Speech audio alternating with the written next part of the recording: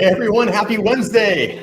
Welcome back to another stream. And again, we're talking about some more of the latest real estate news. And once again, Daddy Trump and Jerome Powell are getting into it a little bit. And for a while, things calmed down. And we can see that just as of like 20 minutes ago, I saw another new article that came out where Trump made some more comments this afternoon. So we're going to dig into all that. We're going to be talking about why Trump is so upset at Powell, what Powell's position is, and basically just general updates with kind of the Fed and interest rates in the housing market. And we're also going to be talking about something that happened in my home state of California. We've talked about this before. We talked about how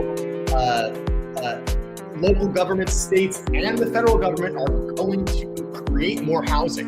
And we've talked about this in the past, some of the ways that this could happen. And California has made some changes. There's some new laws in place, or should I say maybe rather they took some old laws off the books, which should help development. So we're going to talk about that as well. And then at the end of the stream, we got a fun little game. I found a really, really cool house on Zillow, and I'm going to show you guys the house. I'm going to show you guys the photos. I'm going to give you the specs, and then I want you guys to see if you can guess the price and the year that it was built. And whoever is the closest or hits it right on will get a prize. Yeah, so we're going to be doing a little giveaway. So once again, my name is Joe. Thanks for hanging out on the channel, and we're going to be talking about the latest real estate news. If this is the first time on the channel, thanks for hanging out. Really appreciate you giving me some of your very valuable time. Right below, there's a little like button. Let's start things off on a good foot. Please like the stream. It doesn't cost anything. It's free, and it helps the stream reach more people, and it helps out the channel. So I would appreciate if you could hit a like right now on the stream. At any time, I love to know who's watching and where you're watching from. So I see we've already got some viewers in the chat. Let me know where you're tuning in from, what real estate market you're in. Always curious to know. And if at any time you guys have questions about anything, whether it's related to the articles we're talking about, or maybe you're in the middle of selling a house, buying a house, renting a house, you're thinking about buying or selling, and you've got some questions, and you are tired of going to ChatGPT or Google, put them in the chat right now, and I'll do my best to answer them live right here and give you the best advice that I can. So feel free to drop those comments in. Hey, MH, how's it going, buddy? Hope Denver's comfortable today. What's the weather like there? It's probably a little cooler here, but it should be nice this time of year, right? It should be nice. Should be pretty comfortable. Thanks for hanging out, MH. Always good to see you. All right, guys. So without any further ado, let's get this off. And like I said, so we're going to start the stream tonight. Our main thing is I got a couple articles talking about the Trump v. Powell thing. And we're going to start with actually the little one about California. So we're going to talk about what California is doing. We're going to see if some other states maybe follow suit. Maybe the federal government might follow suit. And then we're going to be talking about the whole Trump v. Powell thing. So we'll get into it. Whoa, the 90s for Denver. That seems kind of hot, right? I mean, it's only, heck, I think here in LA, it's only like, it was 86 or 87 today. I would imagine that Denver would be a little bit cooler with all that altitude, but I've never been to Denver, so I wouldn't know. All right, guys. So let's get this article up on the screen. Bingo. We need this one. All right. So here we are. Here we are. This one comes from NBC, and this is recent. I think, yeah, this was just as of yesterday. I'm talking about how Governor Gavin Newsom signs housing bill overhauling California's landmark environmental law.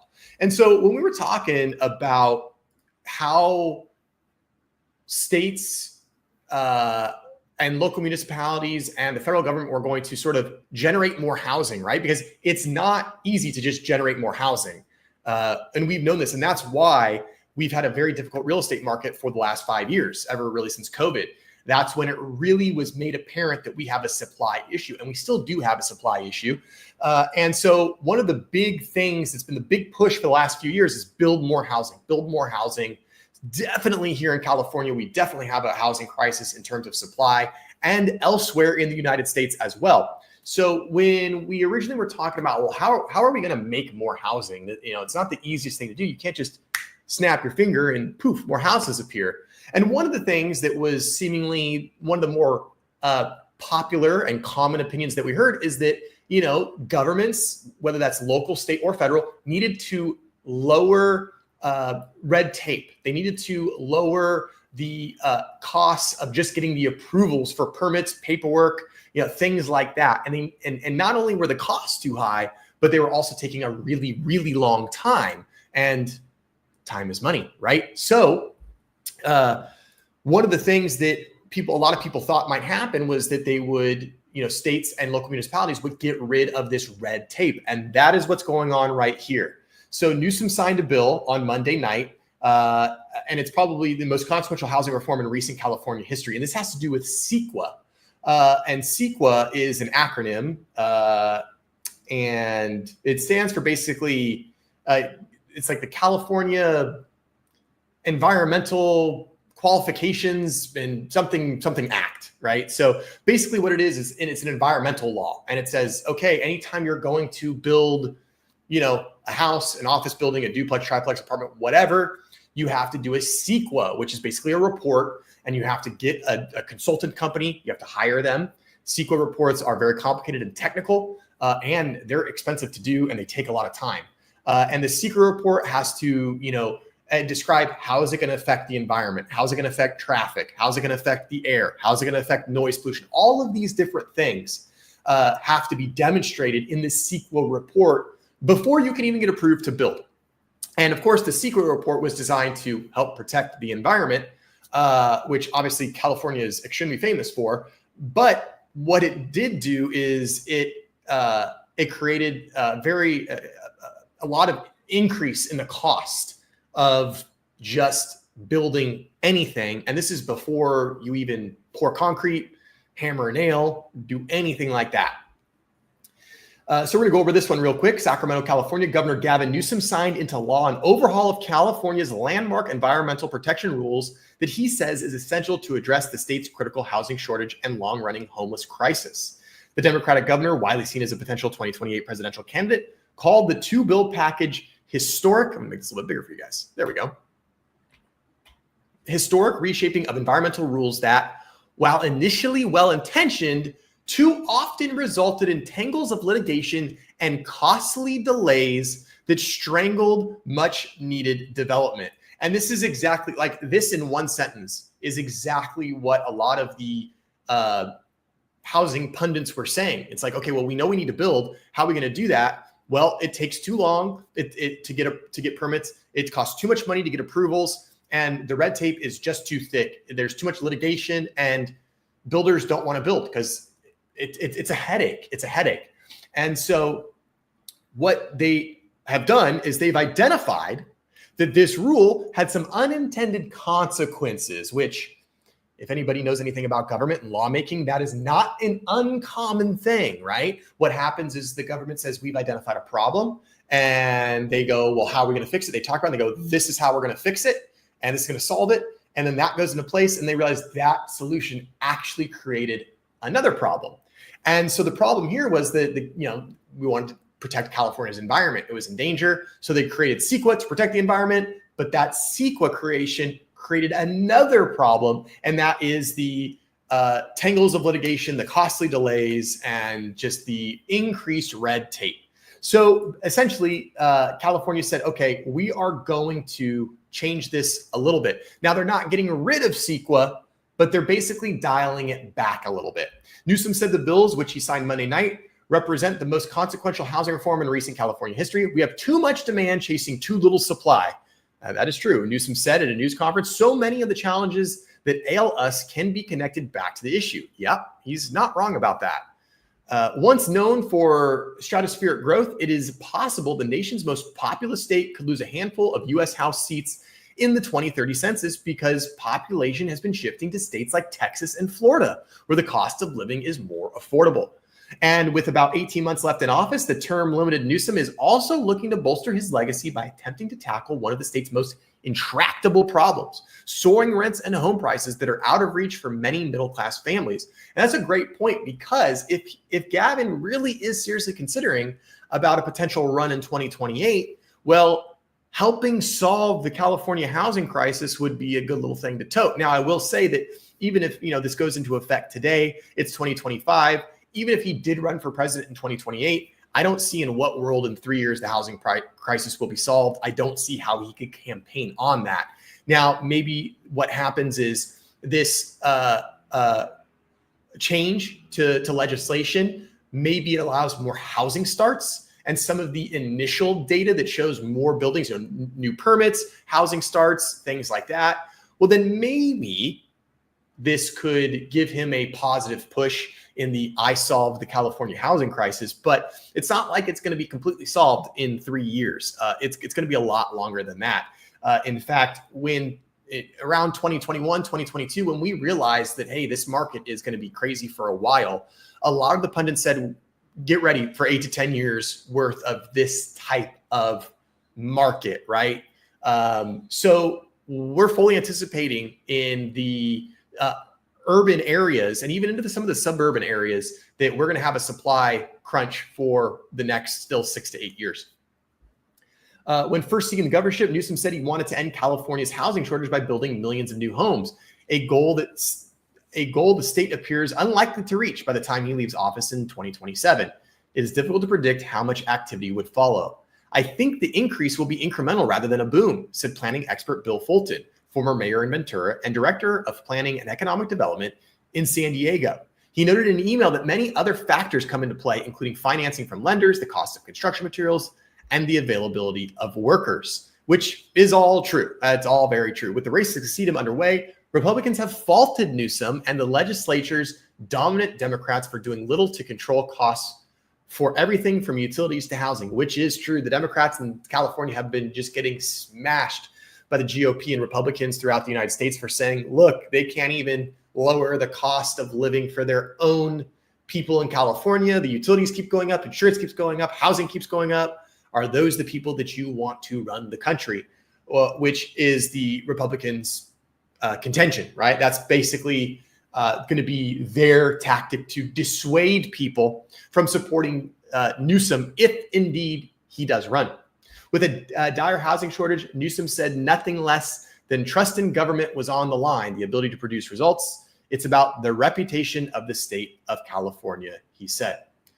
So there you have it, folks.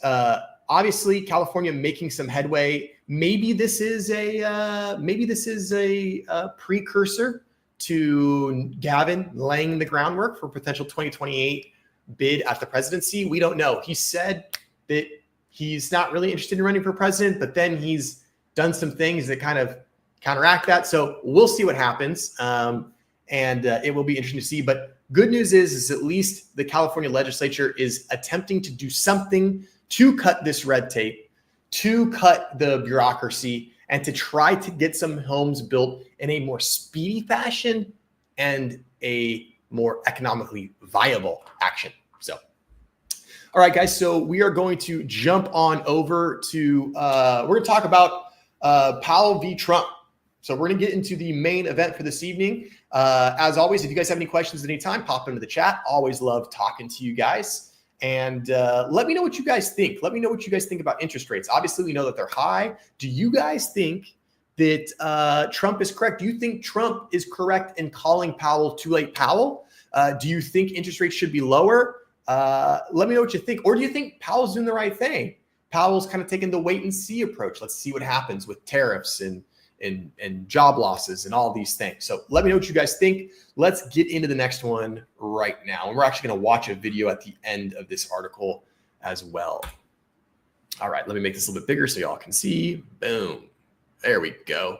All right. So Fed Chair Powell says he won't rule out an interest rate cut this month. So as you guys know, Trump and Powell are going back and forth. Trump wants much lower interest rates. Powell is non-committal. He did testify in Congress very recently, kind of talking about what his sort of position is and the thinking behind what he has done or what he hasn't done, depending on who you ask. And President Trump is just barking up his tree still. So Fed Chair Powell says he won't rule out an interest rate cut this month. So perhaps some positive news for the Trump bulls. Federal Reserve Chair Jerome Powell said on Tuesday he would not rule out a potential interest rate cut as soon as this month, July. The remarks came amid a public pressure campaign from President Trump, who has reportedly urged Powell to slash interest rates. When asked on Tuesday about a possible interest rate cut at the Fed's meeting this month, Powell said, "I wouldn't take any meeting off the table or put any on the table. It depends on how the data evolves." And which, again, we understand that's a very non-committal statement from the Fed, but that's nothing new. The Fed doesn't make committal statements because the Fed is a very reactionary body. The Fed does not like to gamble with the U.S. economy, and if the Fed was going to make preemptive or proactive decisions, well, it could lead to some problems, right? What if they slash interest rates as soon as Trump announces tariffs, and what if the tariffs caused inflation? Now, the tariff thing has been kind of kicked down the road. The tariffs are going to start. Okay, we're going to push them back. We're trying to make some deals. Well, we haven't made as many deals, so we're going to push it back further. We're going to try to make some more deals. And Powell said, hey, if you make tariff deals, if you make trade deals, and we can avoid the tariffs, we would reduce the interest rates.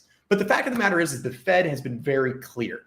They're waiting on a few things. Number one, they always look at unemployment and employment ratings. That's a big one for them. Of course, we know the Fed has this fixation with the 2% inflation rate, which we're still a little high on. And then, of course, the third thing is these tariffs. Jerome's been very open about it. The whole Fed has been very open. We don't know what these tariffs are going to do. A lot of them haven't gone into effect yet. Some of them have. And of course, a lot of people are saying, well, the tariff effect will probably not even be felt for 2 or 3 months because a lot of the companies stocked up on goods and products and bought them pre-tariff increase, and therefore they haven't had to raise their prices to account for the tariffs yet because they're still working off of older inventory. Now, just one theory, right? But the moral of the story is we don't know what's going to happen with the tariffs. We've only been in the tariffs now for just a few months. Some deals have been made, some deals haven't been made. And the Fed is simply waiting to see how it shakes out. Of course, Trump wants the interest rate to be lower. He feels that will juice the economy even further. And every president since George Washington has wanted a very healthy economy because that's one of the biggest things that causes Americans to vote the way that they decide to vote. So it's very obvious that Trump wants lower rates. Hey, MH, what do we got here? We're at the point where they need to lower interest rates to refinance U.S. debt. We're hosed. Yeah, I've heard that argument before, and certainly lowering the interest rate to refinance the U.S. debt would be beneficial. And there's a couple different arguments. I heard one financial guy make the argument that, well, I got news. No one's calling on the U.S. debt, and there's nobody that can really do anything about it. And they didn't seem too concerned about it because of the way that they framed the argument was that if someone calls on our debt, whoever calls on is going to be in a worse financial position, and it's basically going to start a tailspin of the global economy.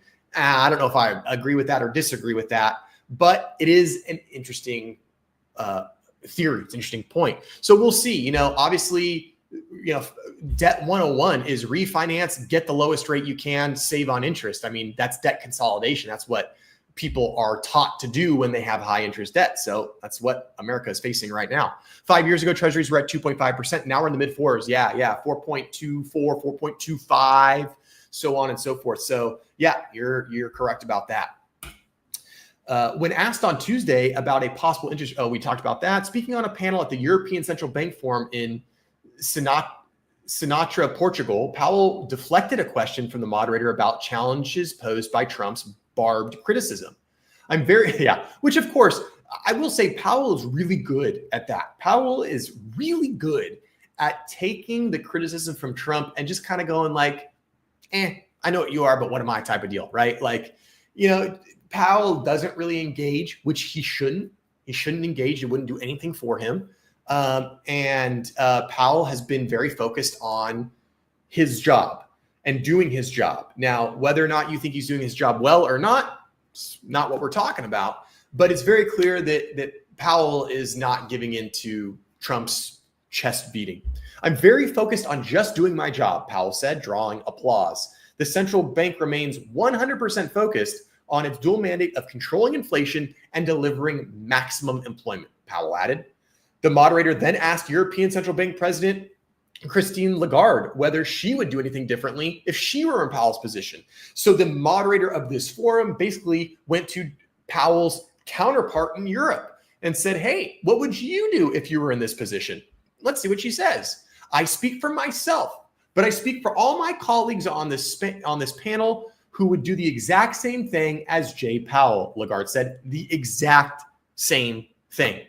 So the Jay's counterpart in the European Central Bank said, yeah, we would do the same thing. We wouldn't touch anything. We would be waiting. We would be observing. We would be looking. We'd be looking at data, reevaluating data, and then we would be making a decision. Now, of course, we all know that the president of the United States, Donald Trump, doesn't make decisions in that way. Donald Trump's decisions tend to be made very quickly, very swiftly, somewhat erratically, and usually they are, either 100% one way or 100% the other. There's nothing moderate about it. So it's interesting that the European chair agreed with what Jerome Powell's tactics so far have been. Since Trump took office, he has criticized Powell on numerous occasions, despite a longstanding norm of political independence at the central bank. The Fed is an independent government agency established by Congress. Yes, this is true. In a social media post on Monday, Trump said Powell and other central bankers should be ashamed of themselves. We should be paying 1% interest or better, Trump said, calling for a sharp reduction in interest rates from a current level of between 4.25% and 4.5%. I mean, saying to go from 4.25% to 1% is absolutely insane to me. I mean, that's a huge cut. We have no idea how that would affect the economy. I mean, it's just that's a really, really big cut, and the Fed's just not going to do that. The Fed's in no world would the Fed make a 4% or a 3% cut that quickly, especially with still some economic conditions up in the air. The social media post included an image of an apparent handwritten letter to Powell, which bore Trump's signature. The Fed held its benchmark interest rates steady last month, continuing a wait-and-see approach adopted by the central bank in recent months as it observes potential effects of Trump's tariff policy. 4 meetings and 6 months have elapsed since the Fed last adjusted interest rates. Remember, the Fed did adjust interest rates, was it back in December? Interest rates went down. They took them down by, a quarter to a half window, and mortgage rates went up. So you remember, the Fed fund rate is not the mortgage interest rate. Although typically they are tied and they move together, they're not the same. So even if the Fed lowered rates, it might not mean mortgage rates would come down. However, what we are seeing is we're seeing mortgage rates come down anyway. And in fact, we've seen some of the lowest mortgage rates we've seen in 2025 as of this week. So just keep that in mind. Something to remember: Fed rate does not equal mortgage interest rate, although usually they're really, really close together. On Tuesday, Powell affirmed that the majority of members of the Fed's policymaking board support additional interest rate cuts this year. The central bank will hold 4 rate-setting meetings over the remainder of 2025, and the first will happen on July 29th and 30th. A majority of us do feel it will be appropriate in the remaining 4 settings of the year to begin reducing rates again, Powell said. So there you go. Powell is showing, hey, we're not opposed to it, but we're not just going to shoot from the hip because you say so. And, I'll be honest with you. If Powell lowered rates, it would be better for my business. Probably the interest rate would come down. The theory is, man, if when interest rates went down just a tenth to 0.2%, we saw mortgage applications tick up just in the last couple weeks. We know that buyers are very, very rate sensitive. And if we went from 6.8 or so where we're at right now, 6.7 where we're at right now, and we got into 6.5 or 6.25, it's going to get wild, and which would be a good thing for my industry and probably a good thing for me. But alas, I still feel like Powell's approach is probably correct. I feel like what he's doing right now probably is right. Did he raise interest rates a little too late the first time? Yes. Could the Fed been slightly more aggressive with cutting interest rates right now? Yes, probably so. But at the end of the day, the US economy is a behemoth. It's ginormous, and Powell's got to do the job, right? Powell's got to do the thing, and he's got to make sure that it's all good, right? That's his job, is to make sure that we don't face crazy inflation. We don't want a recession. We don't want these things, and it's very tricky to navigate. So, hey, Rafa, how's it going? I'm not first, I'm not last, but when Joe live streams, I click really fast. I like that, Rafa. I appreciate that. Thanks for hanging out. Good to see you.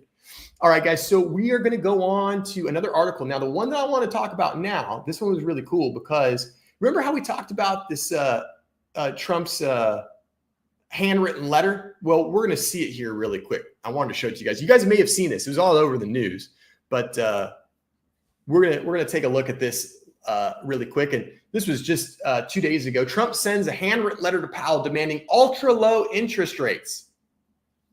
President Donald Trump on Monday continues his extended attack against Federal Reserve Chair Jerome Powell and Central Bank's Board of Governors, calling for ultra low rates in an intensifying campaign demanding interest rate cuts.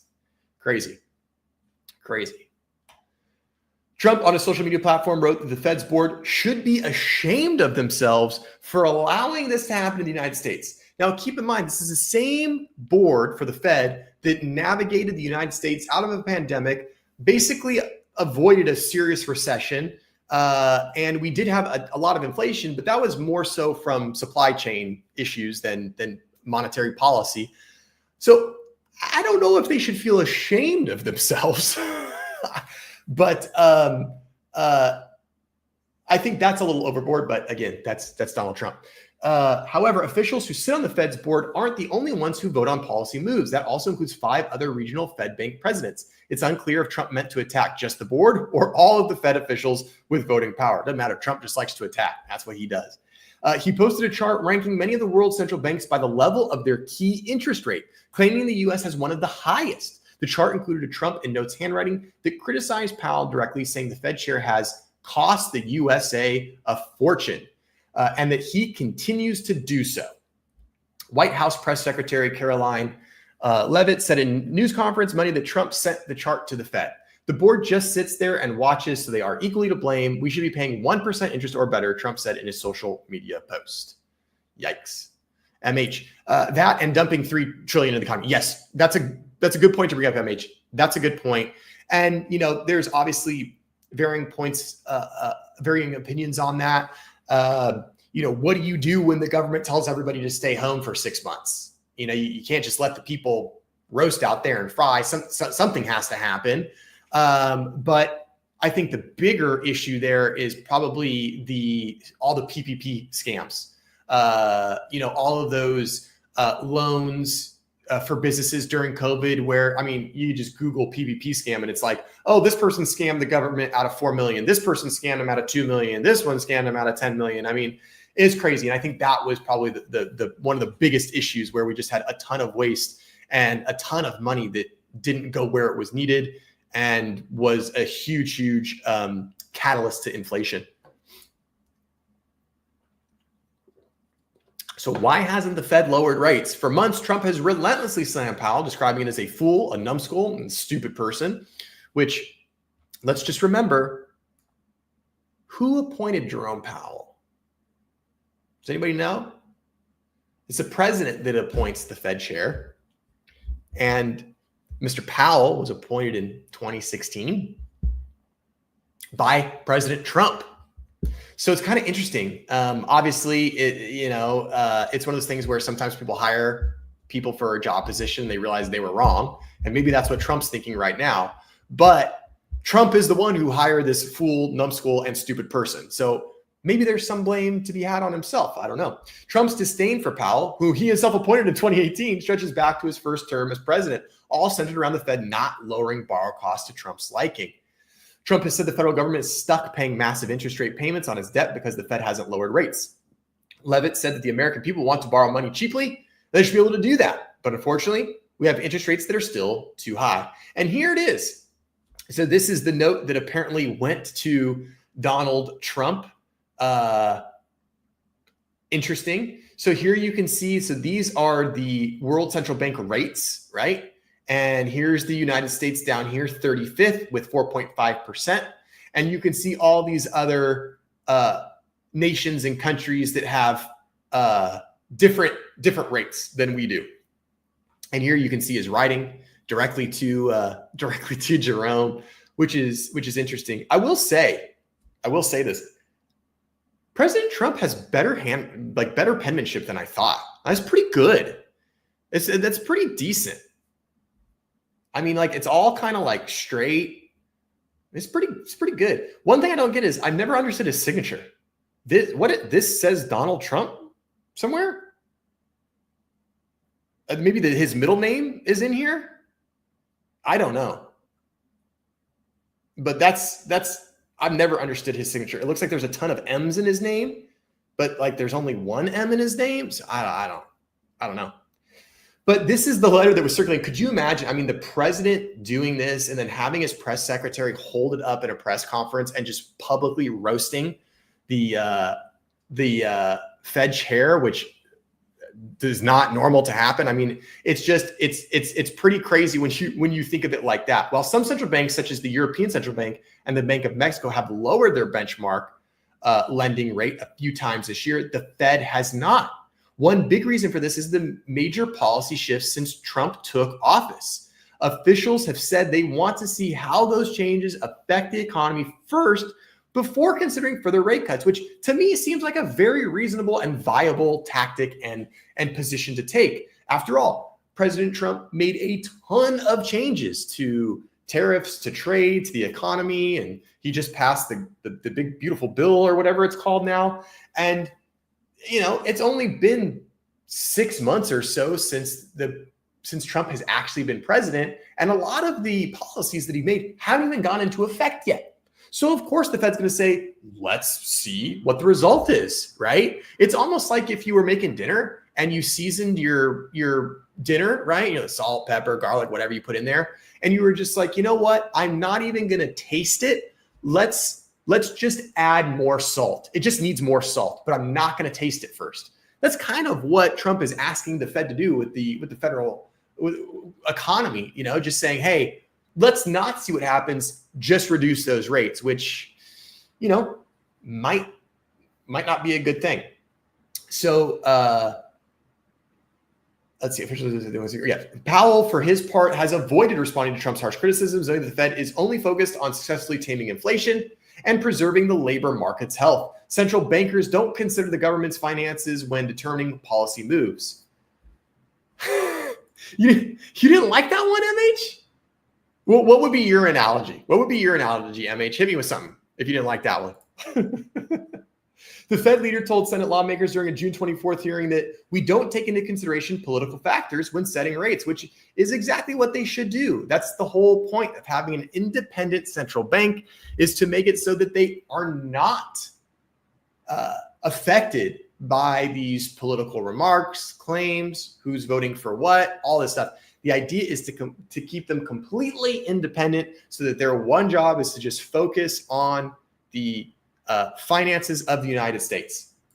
When Powell delivered his semi-annual monetary policy report to Congress earlier this month, he was praised by some lawmakers for refusing to delve into politics by avoiding any response to Trump's attacks, which I too would agree with.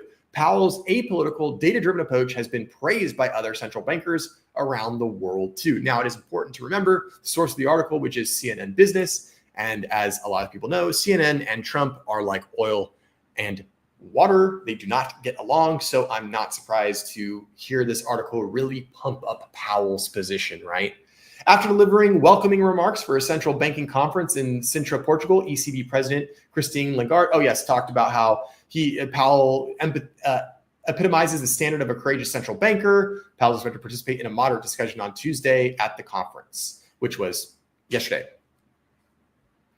The Winchester House in San Jose. Okay. Never been to the Winchester House, but I've read about it and seen about it. And so what would your analogy be with the Winchester House and Trump wanting to lower interest rates? I'd love to know. Can't wait to see what you come up with, MH. Trump says he's close to naming Powell's successor. Okay, and so we've talked about this. Powell's term as chair ends in 2026. And this is something that I mentioned on the stream a few weeks ago. And what I would say is we mentioned this idea of a shadow Fed president, a shadow Fed president. And we said, oh, well, what Trump might do is he could name a successor very early and say, hey, this person's going to be in that spot. And then that person could go to the media and say, as soon as I take over, I'm cutting rates. And then what would happen, the idea is that the financial markets would go, oh, hey, we know that when this person takes over, interest rates are going to get cut. And they would start baking in some of those interest rate cuts early, therefore kind of forcing mortgage rates and interest rates down a little bit lower before any Fed funds rates changes. So that's something that's talked about. And that is one way that some people are kind of anticipating or guessing that Trump can kind of strong arm Powell, is by saying, okay, fine, no, you're still in charge. I can't fire you.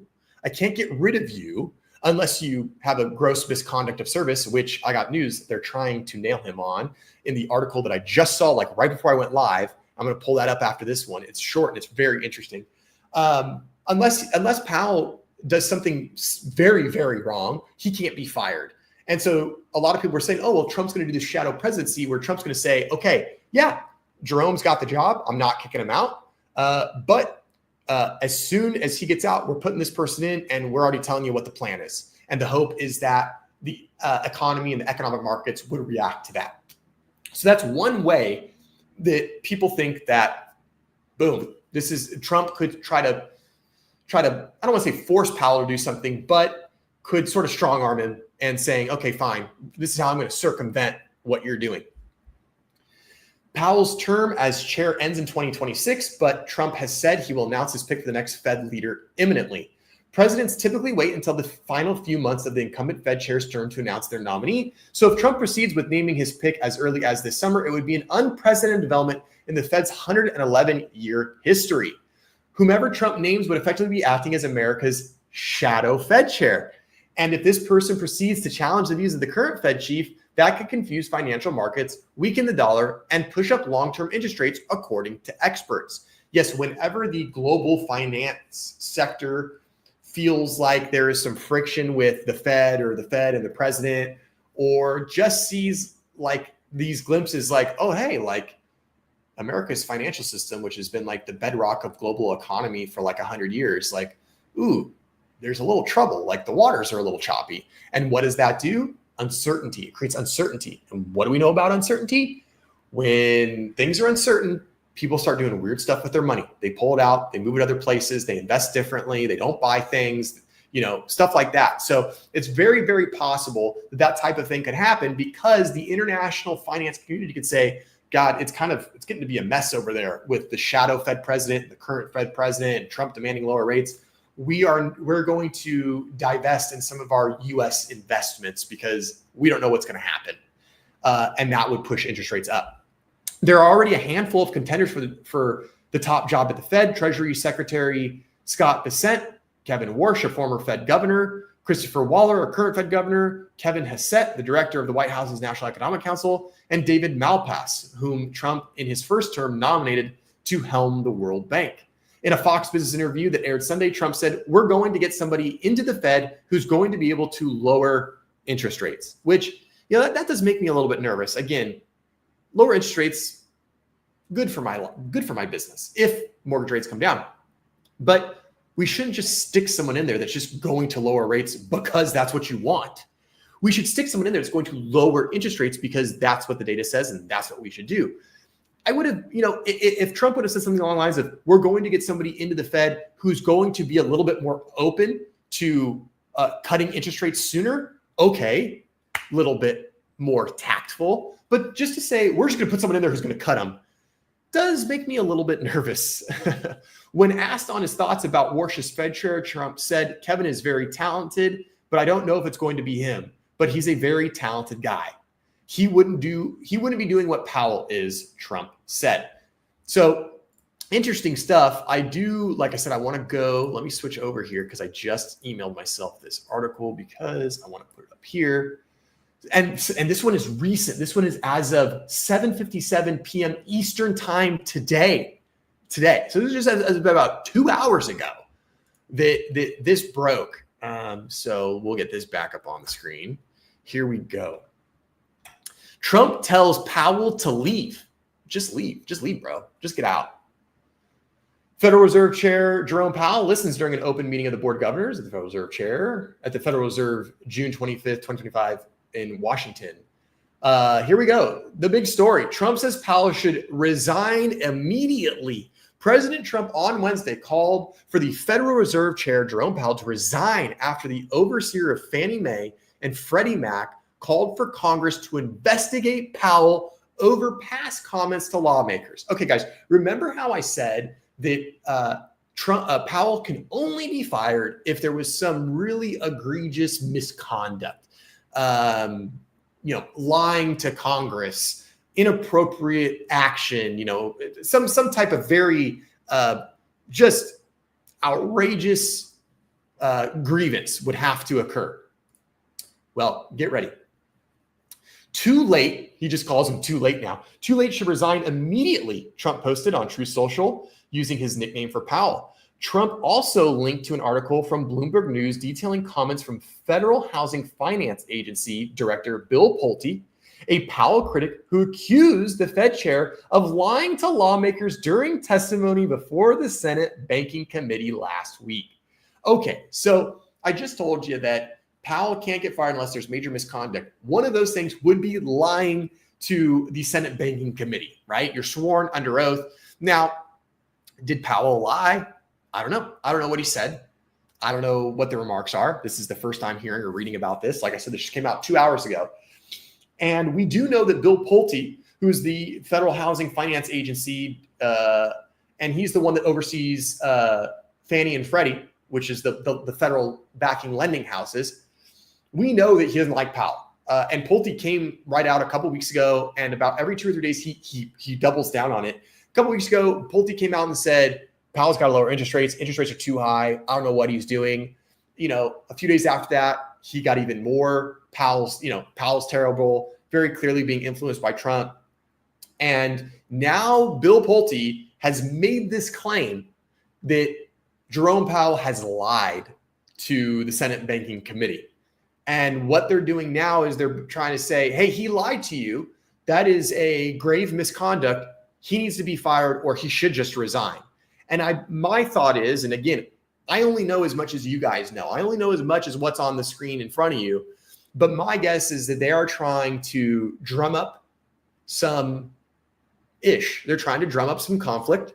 They're trying to drum up some bad press, some negative press to hopefully pressure Powell into resigning early. Let's see what they say. Pulte said Powell lied to members of the panel when answering questions about renovations to the Fed's Washington, D.C. headquarters.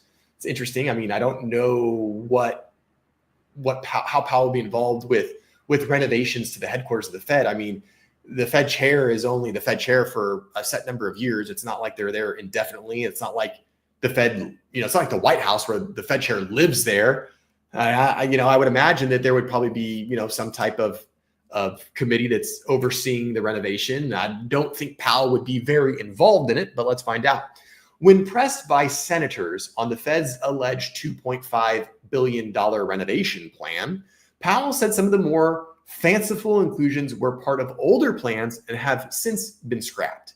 Other costs, such as repairing elevators that go directly to board members' offices and marble fixtures, were basic upkeep of features that have always been in the building, he said. Pulte, however, accused Powell of deliberately misleading senators with deceptive testimony and argued his statements were enough to qualify as adequate cause to fire him. Brett Samuels has more here, which we'll be reading later. So very interesting to hear this. This is all very new, resigned immediately. So we'll have to see how this breaks. I'm assuming that tomorrow some more information is going to break on this, and we're going to see. It'll be interesting to know more about what this renovation thing is. I think that this is a fishing.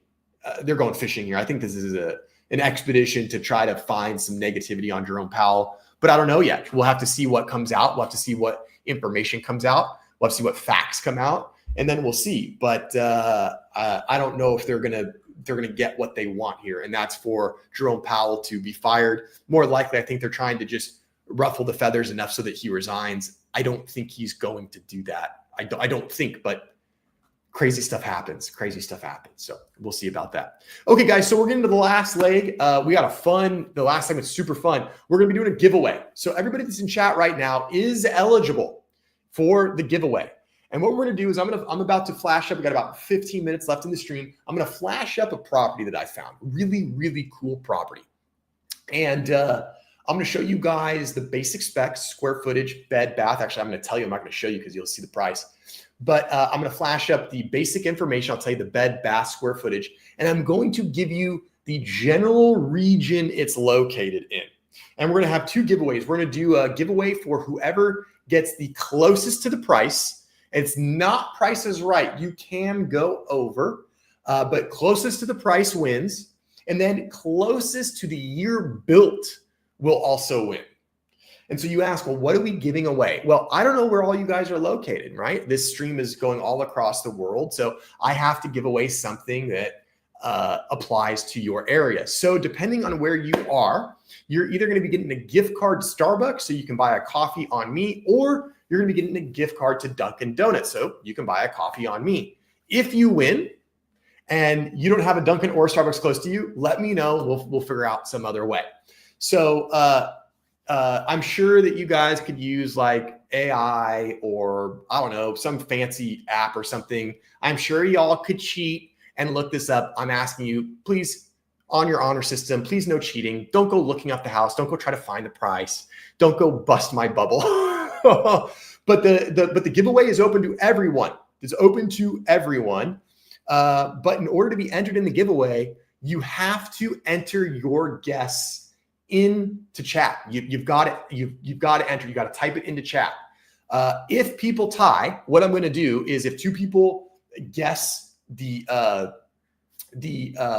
exact same price and it's the winning price, then we'll do some type of sudden death. Like I'll have you guys pick a number 1 through 10, and we'll do a random number generator, and then whoever gets closest will win that.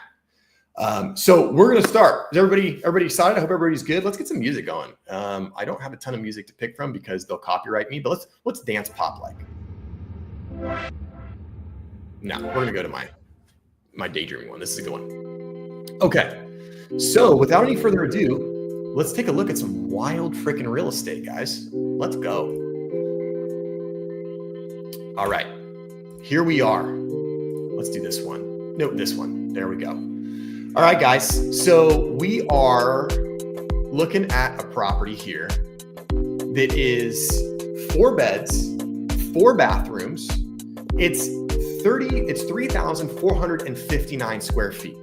Okay, 4 beds, 4 baths, 3,459 square feet. Another important piece of information, it's on 60 acres of land. Okay, hope you guys are taking notes because this is the good stuff that you guys are going to need to know when we do this, right? So on 60 acres of land, 4 bed, 4 bath, 3,459 square feet. Okay, and here are the photos. And the reason I chose this home is because this pool is freaking awesome. I've never seen another pool like this ever. It's called a quarry pool, and they literally dug this out of stone. Like, how freaking cool is that? It's carved out of stone. Yeah, pretty sweet, isn't it?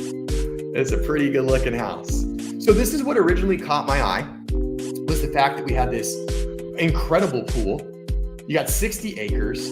Now the home is located, again, turn those hearing aids up. This home is located somewhere in the Northeast, And I'll do you one better. It's located somewhere in New England. I'm not telling you where it's located, but that's as close as you're going to get. We're going to take a look at some more photos, and then I'm going to give you guys a minute or two to get your guesses in, and we're going to go from there. Super cool pool. I mean, this is awesome. Very European feeling. And here's the house itself. And once again, on 60 acres, kind of has sort of a French provincial, kind of French farmhouse type of look here. At first, when I first looked at this image, I thought this was like a doorway leading to a hallway. And I was like, oh my God, that hallway is like, looks like it's from the medieval ages. Well, that's just, I realized it's just a painting on the wall. Just a painting on the wall. It's a beautiful house, high ceilings. I mean, obviously a very, very, very nice home. Yeah, see, you got tricked too. For those of you just joining, what we're doing is we're taking a look at this home, and I'm gonna have you guys give me your guess on price and year built, and we're gonna do a couple giveaways. So again, this home, 4-bed, 4-bath, 3,459 square feet. It's on 60 acres, and it's somewhere in New England in the United States. Obviously, it's a very high quality home. Look at that, that's your backyard. Oh my gosh, that's crazy. I love these like curbless showers. These are so neat. You just like walk right in. Of course, you don't get the bathtub with them, but it's really cool because, oh, you guys can't see because the comments that we removed this. But these curbless showers here, how you just like step into it, really cool.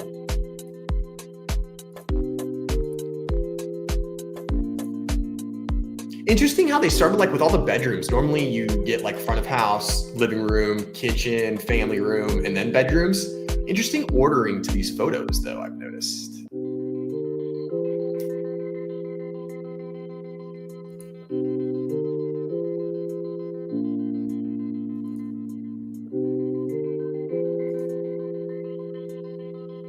Nice kitchen. You know, interestingly enough, like the kitchen's not quite as big as I thought that it would be. Unless this is maybe not the main kitchen. Maybe this is like a guest house or something, because the kitchen's not very big. This is a really cool screened-in porch though. That's really nice. And it looks like it might be elevated on a deck or something. Nice beam ceilings is cool.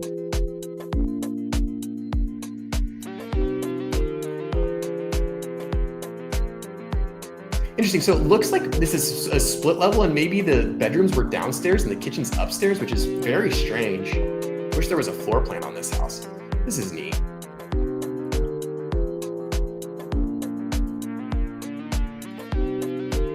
Got the gym,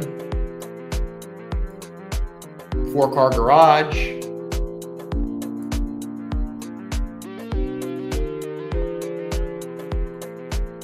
It's a nice looking house. It's a good looking house. This is very stately. I feel like this is like a very New England picture, right? Like this is very, very New England.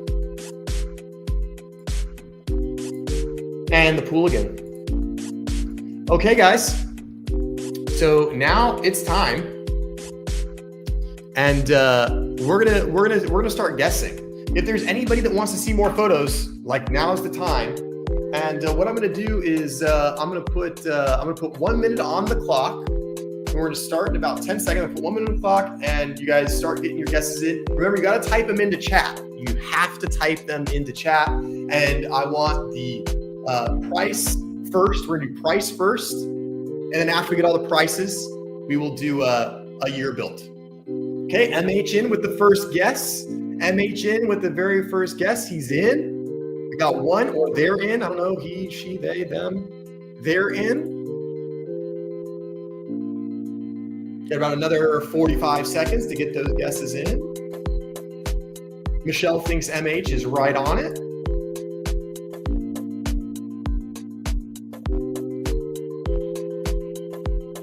About another 30 seconds to get those guesses in. If nobody else guesses, MH is just going to walk away with a Starbucks card. I know they got Starbucks in Denver. All you lurkers out there in chat, get those guesses in, and we promise we won't bite. All you got to do is type in the dollar amount you think this house is, and you are entered to win. All right, guys, got about another 10 seconds to get them in. MH is going to walk away with this thing. All right, I got Pam Hughes in here with another guess at $7.5 million, built in 2000. Okay. Remember, this is for two coffees. I'm gonna give you guys another minute because I see that there's 15 people in here. I only got 2 guesses. Then my basic math tells me that there are some lurkers out there that haven't guessed. So we need some more guesses. house. It's a really, really cool house.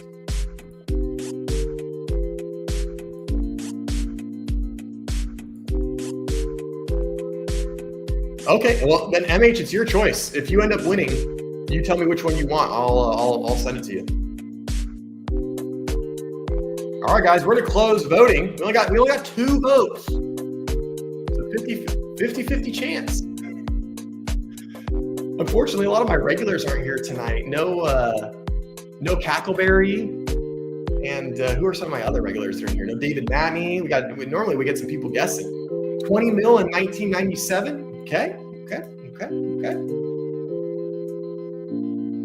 We got 50 people in here. We're doing a giveaway. All you got to do is put your guess in for what the price of the home is. Oh, let me go back to this. Let me put it on the screen so y'all can see it.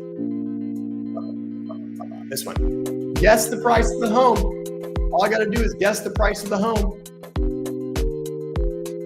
Put any guess in you want. You'll be entered to win a Starbucks or Dunkin', depending on where you live. Price of the home and the year built.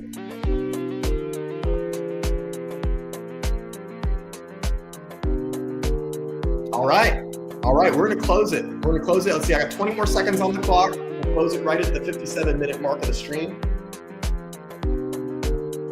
Anybody who's still thinking about getting a guess in, I don't know why you guys wouldn't guess. You're taking a free shot at a free Starbucks. Like, I don't know, or Dunkin'. I don't know why you wouldn't. Better if we won the home. I will try to up my contest for you, MH. Thank you for the feedback. Duly noted. I'll get with my management team to try to give away a home next time.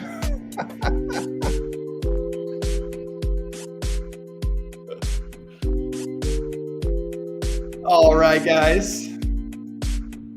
Here we go. We're about to unveil it.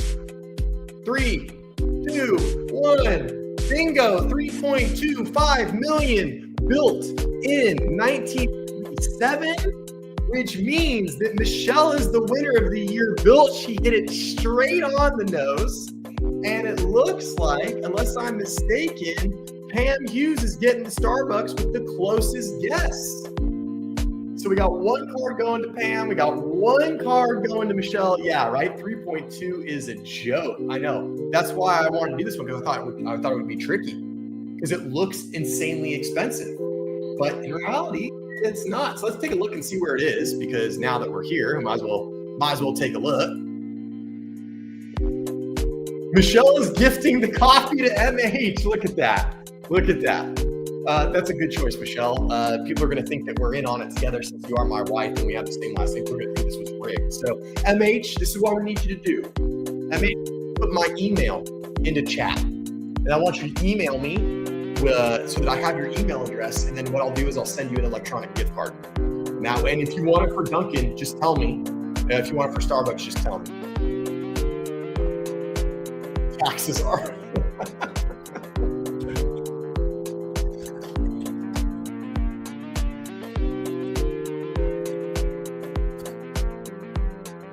All right, MH, there's my email. I just dropped it in. Send me an email today or tomorrow. Let me know. If you want your coffee at Dunkin' or Starbucks, we'll get you hooked up. And then we're going to be buying Pam a coffee as well. So here's the house. Let me put my face back up here. So here we go. I thought it was in Massachusetts. I thought, like, this would be really expensive. Let's see where it is. I mean, yeah, okay. So it's almost Connecticut. It's like almost like right on the border of Connecticut, Massachusetts. And it's also close to New York. I mean, it's obviously not close to like New York City or anything, but there it is. And let's take a look at the satellite view. Well, that's weird. This said that it was it's a pond, but it's all, I see. It's like in the middle of nowhere. Holy heck. This pin must be wrong. It must be this. That's gotta be that, right? Like, there's nothing here. Talk about low density living. That's crazy. Yeah, MH Pan. Yeah, she was right on the year, but Michelle was right on the price, and then Michelle gave you the coffee. So you're getting you're getting the coffee from Michelle and for Michelle's guess on price, and Pam is getting the coffee on the year built. So that's how that worked out. So MH, you gotta send me an email because Michelle is kindly gifting the win over to you. So hope you guys enjoyed the game. Hopefully we'll be able to do it again when we have some more people in chat. I know we had a lot of the regulars that weren't here today. So maybe we'll pick another one for next week. So we'll do some more cruising on Zillow, and we will we'll find another winner. As always, guys, thanks so much for hanging out in the stream. Really appreciate you giving me some of your very very time on this wonderful Wednesday evening. I hope you all have a very wonderful 4th of July. Please be safe. Keep all those fingers intact. Don't do anything dumb. Leave the pyrotechnics to the professionals, please. Thanks so much for giving me some of your very, very valuable time. I appreciate it. Before you guys go, please go ahead, hit that like button right down here below. Helps me out, helps the stream out, helps the channel out, helps everything out. It doesn't cost you a penny either. So I hope you, Angie, you missed the giveaway. No, now she shows up.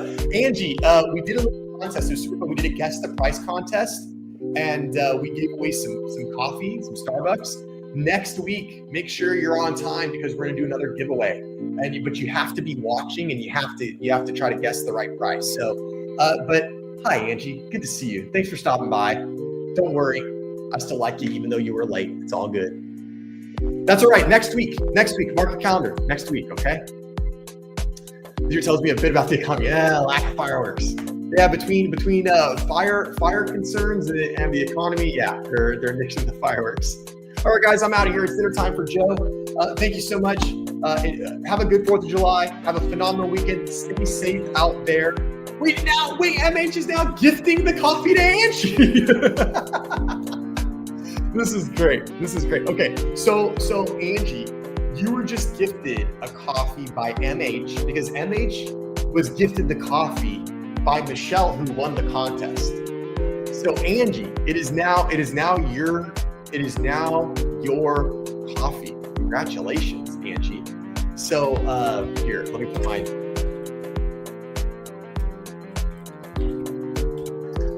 Okay, MH. So MH has Angie. MH has given the coffee to you. So what you need to do, Angie, to claim your coffee, you got to send me an email. You got to send me an email so I have your email, because then what I'm going to do is I'm going to email you a Starbucks gift card so you can buy a coffee on me, courtesy of MH, who was courtesy of Michelle winning the contest. All right, guys, I'm out of here. Thank you. Like the stream. Hit like before you leave. I'll see y'all next Wednesday. We're going to do another stream. We're going to do another giveaway. We're going to do another contest. And we'll have some more articles queued up for you guys. Thanks so much for joining. Do something nice for someone. Stay safe out there. I'll see y'all next Wednesday. Bye, guys.